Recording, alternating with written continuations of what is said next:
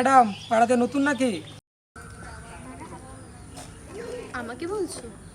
হ্যাঁ তোমাকে বলছি। না না, আমার এই পাড়াতেই বাড়ি। এই পাড়াতে বাড়ি? বাট আগে তো কখনো দেখিনি।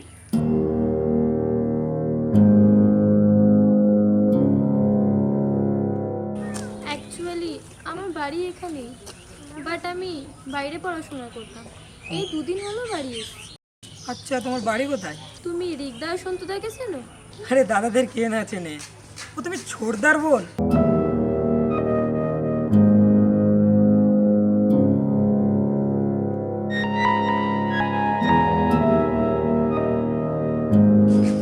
আচ্ছা তুমি যাচ্ছ কোথায়?